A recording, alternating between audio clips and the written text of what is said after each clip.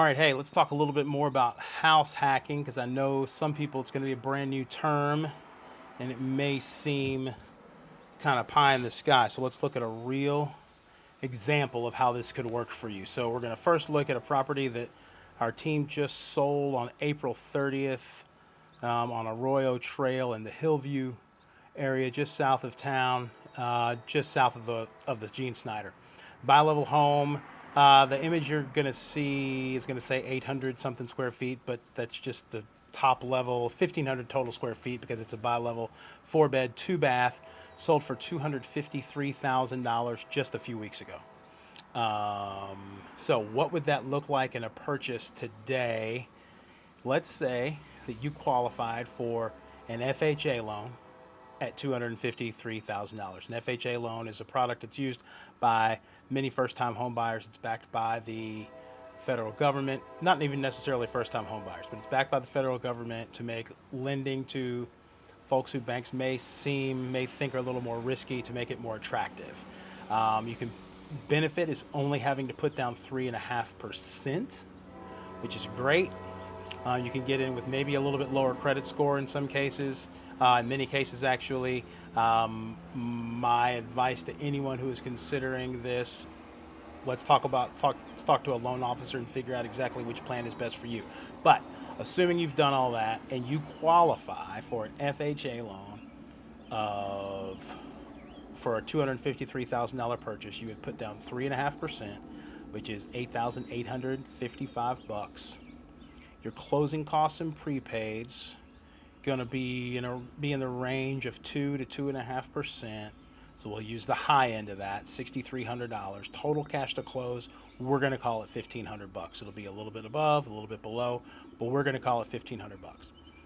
All in monthly payment, including taxes, your principal, your interest, your taxes, insurance, and the mortgage insurance, $2,191 a month. $2,191 a month. You might say, Ian, that's a whole lot of money. You're right, it's a whole lot of money. But what if you had some roommates? So you got this 4 bedroom house.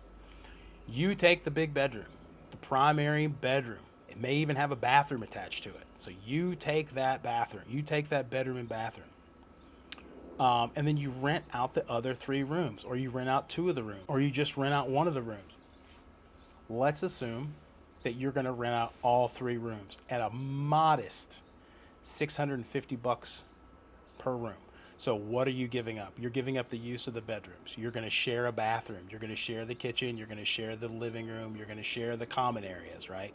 You and your tenants, roommates, friends, whatever, can come up with whatever agreement you can come to terms on. You sign it so that everyone is on board, and there's no questions and there's no surprises. Come up with the numbers that match everything everyone can do. If you rented out each of those rooms for $650 a month, your income would be $1,950 a month, and your expenses would be $2,191 a month. I believe that's $241 you've now reduced your expenses to, or the money that you actually have to outlay every month. So, what do you do with that extra money? My advice would be this: it doesn't mean that you have $1,950 to go party on. Sounds lovely. I would love to have $1,950 a month to go party on. But that is not the smart thing to do. So at the very beginning, we said you qualified for this loan without the help of the other people. Remember, you have to qualify for this loan without the roommates. You're not going to get this loan if your income and credit and work history and current employment do not satisfy and do not allow you to pay the 2191 a month. If you can't do that, then you're not going to get this loan anyway. So this is assuming that that is within a budget that you can withstand over time. So instead of just adding that 1950 of your roommate's money into your bad money for the month, you save it. You save it. You act like it doesn't exist. You save it so that at the end of the first year, If your roommates decide, I don't want to do this anymore, or you decide, I don't want to have roommates anymore, this was a horrible idea. I bought this house to live in by myself, not for, or maybe you fall in love and now you've got a partner who wants to move into the house and you want to kick your roommates to the curb or whatever. It's your house. As long as you don't break any written agreement that you have with your roommate slash tenants, you can do whatever you want. Now, if after a year you decide this is not what I need, you've got over 20 grand in the bank if you've been able to save all of it. Just because you've charged 600, a meager amount, modest amount of rent. And how do I know that's modest? Let's look at this. So in this neighborhood, this area of town, someone who was renting an apartment would pay over $1,000. You can see here these links from Rentometer, these screenshots from Rentometer. Um, and if someone was going to rent a house, they would pay even higher than that. So like for this area of town, not only would your roommates then have been able to save money over the course of the year, you have saved a tremendous amount of money over the course of the year. So if the roof, something happens to the roof, or something happens to the furnace, or any of the other expensive things in the in the house, you've got money to take care of it, because instead of partying on the 1950 a month, you've saved the 1950 of the month. You've not the 1950, and because you have a good job, because you have good income, because you're responsible with your money already, you could afford to save that money. So the bottom line is that you with for if you qualify for an FHA loan and are able to put down the $15,000 to even get into the deal, then in this situation, roommates would allow you to spend the first year of living in the house and save a very nice amount of maintenance fund, or just save money for your own future, whether it has to do with the house or not. You are building equity every month. You haven't built that much equity in a year, but over time, if you keep these tenants for after you've saved for a year, maybe you want to start paying extra.